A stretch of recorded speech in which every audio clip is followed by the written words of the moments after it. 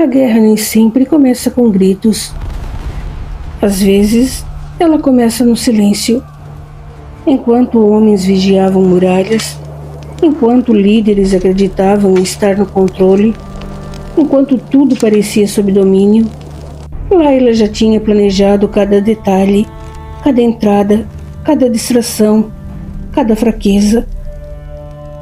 Nada foi improvisado. Antes mesmo do primeiro ataque, antes mesmo do amanhecer, a cidade já tinha sido tomada, não pela força, mas por algo muito mais perigoso: a inteligência. Olá, eu sou a Anice e hoje nós teremos mais um capítulo do livro O Quarto Crescente, de Ana Cristina Vargas, ditado pelo espírito José Antônio. Alguns homens, sob o comando de Karim, haviam partido antes dos exércitos do califa e, seguindo as orientações de Layla, encontraram livre acesso nas entradas secretas da muralha que defendia a propriedade de Algazim e a cidade de Cádiz. Encontraram ocultos no local combinado, antigo esconderijo de infância dos gêmeos, trajes de guerreiros africanos, que ela roubara e guardara antes de ser trancafiada. Junto com as roupas estavam pequenos frascos de pós e poções anotados em cada um deles para que serviam. Karim distribuiu as túnicas e turbantes, colocou os frascos nos bolsos internos. Em voz baixa, lembrou aos homens a tarefa que deveriam executar e dividiu-os em duplas, esclarecendo como deveria cada uma chegar a seu ponto de ação. A ideia era postar uma dupla em cada acesso da propriedade, nas zonas mais difíceis. Trabalhariam duplas próximas, como era o caso do portão principal, que não seria invadido, mas sabotado. Lembrem-se, os demais exércitos chegarão antes do amanhecer. É preciso trabalhar rápido. Tenham cuidado. Não podemos falhar. É preciso agir com o máximo silêncio. Sabemos que no interior da residência deve reinar a confusão e o desatino. Não se esqueçam de manter a expressão concentrada e fingir consternação e um pouco de ira. Essa não precisamos representar, não é mesmo? Basta esconder as razões. Vão, eu passarei em cada ponto. Aguardem. Meu alvo é o chefe da guarda. Com um aceno afirmativo, as duplas partiram nas direções indicadas por Karim e que eles de antemão conheciam. O estudo da arquitetura do local fora exaustivo e preciso. Karim, sozinho, rendeu pelas costas o responsável pela vistoria da guarda. Com um golpe forte, desnucou-o, impondo-lhe uma morte silenciosa. Tomou as insígnias de identificação e escondeu o corpo, passando a andar rápido entre os homens do sultão, agindo como se fosse um deles. Certificou-se de que seus homens haviam cumprido a parte do plano e garantido acesso tranquilo e sem ruído aos demais. O corre-corre era grande em razão da notícia que vinha do interior da residência ocupada pelo sultão. Ninguém prestava atenção a nada, e a ação do grupo de Karim não encontrou obstáculos. Ao final da ronda, ele tinha um olhar satisfeito e colocou-se junto com as duplas do portão principal. Com cuidado, eles espalharam, onde conseguiam, alimento e bebidas com o pó, com as poções. O efeito se fez sentir logo.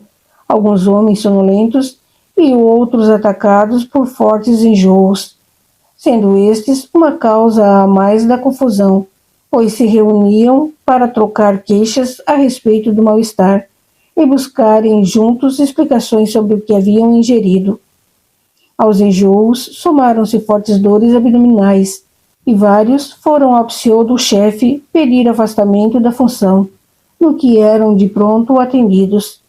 Pela agitação e desconforto que reinava, ninguém reparou que o chefe mantinha o rosto baixo, escondido pelo turbante, que não falava e fazia apenas um gesto de dispensa com a mão, muito comum.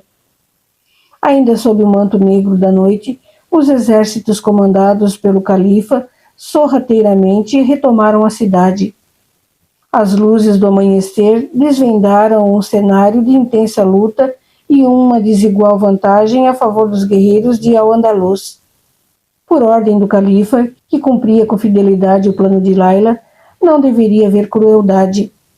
A intenção era retomar a cidade, expulsar os invasores africanos e restabelecer a normalidade da vida do povo. Mais que a força bruta, a inteligência e o planejamento faziam a diferença. No interior da residência do antigo emir de Cádiz, a confusão imperava. Os principais emires africanos que apoiavam a ação do sultão Caleb estavam sob o impacto da notícia do assassinato quando homens esbaforidos, sem pedir permissão, ingressaram na sala onde se reuniam, comunicando o ataque fulminante que estavam sofrendo nas ruas da cidade. Como? Gritaram vários emires, no que pareceu um coro ensaiado. Estamos sendo atacados pelo califa de Córdoba. A cidade está tomada e a luta é desfavorável. Ninguém sabe como aconteceu. A noite foi calma e, simplesmente, ao amanhecer, eles estavam dentro da cidade atacando. Não estávamos preparados. A situação é desfavorável. As defesas que tínhamos ruíram, como se fossem castelos de areia, declarou Hassani, o guerreiro que gozava da maior confiança do Sheik Omar. Tão fácil como tomamos a cidade e estamos perdendo. Uma ironia. E os guardas? Como eles entraram sem que ninguém visse? Questionou Omar. Não são invisíveis, incompetentes. Voltando-se para os líderes africanos reunidos, comentou. Eu alertei, por mais de uma dezena de vezes, que a demora não era nossa aliada. Sempre suspeitei daquela bruxa como uma enviada do califa. Jamal é traiçoeiro, inteligente, fez-se de morto, de cordato, de diplomático, e agora nos obriga a uma ação desorganizada e apressada, praticamente sem chance alguma de êxito. Perdão, Sheik, interveio Hassani. Mas, insisto, a situação é grave. Corremos o risco de grande perda do nosso exército. Jamal al-Hussain está parado em frente ao portão principal. Parece aguardar ou a queda da cidade ou uma proposta de rendição. Típico. Negociar o quê? Estamos completamente desmantelados. Nem ao menos temos um comando. O sultão está morto. Não pensávamos em luta. Muito menos aqui. A ideia era invadir Córdoba e estar na posição de Jamal. Desgraça, desgraça. 1000 vezes desgraça, respondeu Omar irritado. Tudo por causa da luxúria. Não é para menos que a mulher é instrumento de perdição usada pelo sedutor, aquele que deseja nos conduzir ao seu reino de sombras. Precisamos agir. Algo tem que ser feito. Uma decisão precisa ser tomada e rápido, insistiu Hassani. Os murmúrios dos presentes enchiam a sala. Estavam atordoados. Preciso pensar, declarou Omar, ignorando a opinião de qualquer outro líder. Fato não contestado, pois em hora de crise, se alguém chama a si a responsabilidade da ação, é comum que os demais, por acomodação e decisão mais fácil, acatem para, somente depois, declararem do arbítrio visto como indevido. Fugindo ao burburinho, ele foi para a sala ao lado e trancou-se. Encostado na alta e pesada porta, levou as mãos à cabeça, erguendo o olhar ao alto, como se fitasse o céu além do teto que impedia a visão. Que fazer? Pensava o Sheik. Qual a melhor atitude? Não há como reunir os homens. A luta está instalada e é cada um por si. Infiltraram-se magistralmente os miseráveis. Isso foi uma armadilha. Tudo fazia parte, desde o maldito banquete com o califa. E caímos como moscas no mel. Caleb deveria ter encontrado a morte antes. Agora o prejuízo é inevitável. Desgraça. Nada disso resolve. Remoer é perda de tempo. O mal do arrependimento é ser sempre tardio. Por isso, ele não resolve problema algum. É passado. O que fazer? O que fazer? É nisso que preciso pensar. Omar sabia que o tempo corre rápido quando é nosso inimigo. Batidas insistentes na porta, seguidas de chamadas, o alertavam de que os minutos transcorriam, literalmente, traspassados no fio da espada e na ponta das flechas. O rumor da luta se avizinhava da antiga residência do emir. Homens guerreavam e perdiam. O desespero e a desunião eram péssimas estratégias, mas condutores de ações humanas em qualquer empreitada. Aliás, a rigor não se poderia falar deles como estratégia, mas sim como ausência delas. Falta de estrutura, de previdência e de providência para com a vida conduz qualquer ser humano aos caminhos do desespero, que, regra geral, anda de mãos dadas com a desunião. A legião dos desesperados é composta por solitários que vivem em grandes populações, sem se enxergarem e reconhecerem, cada qual mais envolto em si do que o outro, nenhum com disposição de despedir-se um pouco em favor do outro, nem que seja de um sorriso, de um segundo de atenção. Assim, a corte dos desesperados cresce e caminha. Omar tinha consciência desse proceder humano. Que esse tronco provém da raiz do egoísmo era fato notório para ele. Daí a razão de usar sempre a fé e o nome de Alá, outra raiz primordial no pensamento e sentimento humanos, como forma de uni-los e dar-lhes motivação para lutar. Nunca foi causa de preocupação a crueldade que seus exércitos manifestavam, pois seu olhar apenas se mantinha fixo neste alvo, combater as manifestações diretas do egoísmo no campo de batalha. Muitos líderes julgavam que elas eram o abandono de mortos e feridos. Não enxergavam o real, aquilo que conduzia à vitória ou à derrota, o sentimento interior de cada um cultivando o egoísmo. Estavam sozinhos, desunidos. A frieza era apenas a fruta madura nas extremidades do galho. Interessava-lhe cuidar da raiz que garantiria o fruto.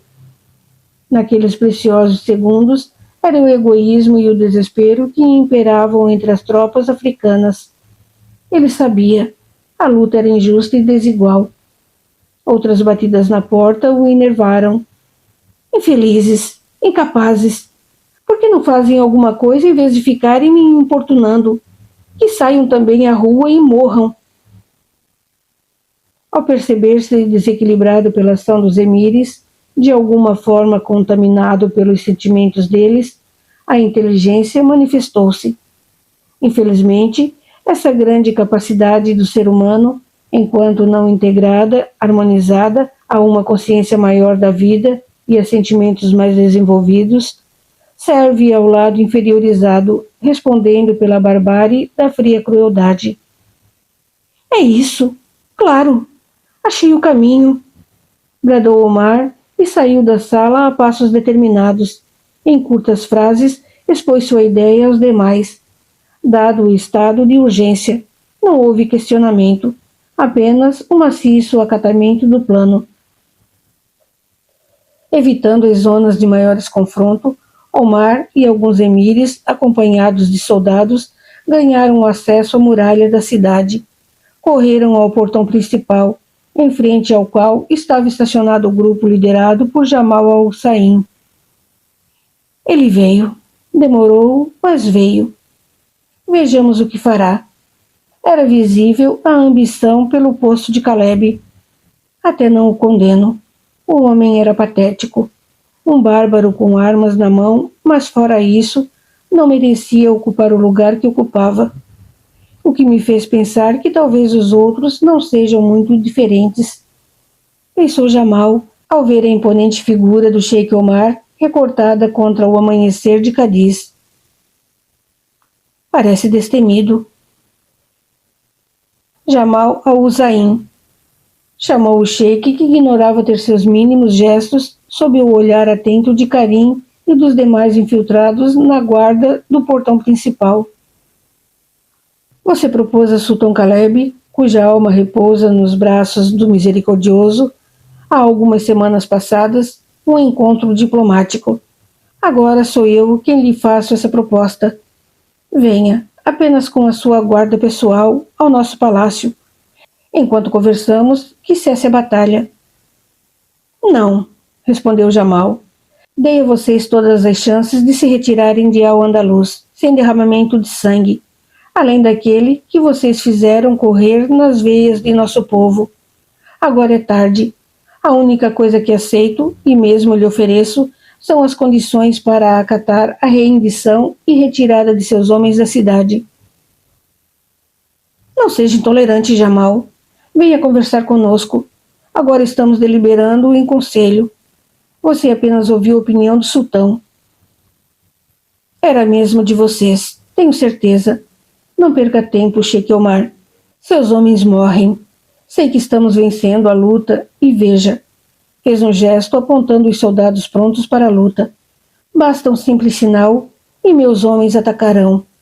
Sei que no Egito existem povos sob o comando dos senhores, e é em nome dessas pessoas e desse dever maior que eu os exorto a que deponham armas e partam de Cádiz. Eu não irei a nenhum encontro com vocês. Esperto. Força-me a agir agora, porém, não adianta relutar. Pensava Omar, encarando com raiva o calmo Jamal, parado em frente ao portão principal. O sheik trocou um olhar com seus pares e sua mão escorregou até a faixa que trazia presa à cintura, onde pendia um afiado punhal de prata. Karim, atento, acompanhou cada movimento do sheik, numa sincronia perfeita, e quando ele ergueu a mão para tirar o punhal em Jamal, teve sua mão atravessada por uma flecha. A luta generalizou-se. Caiu o portão principal. Jamal ingressou na cidade e, horas depois, contemplava a fuga dos sheiks africanos em direção aos seus navios atracados no porto. Facilitem a fuga. Foi ordem de Jamal. Deixem-nos ir. Não os queremos em nossa terra.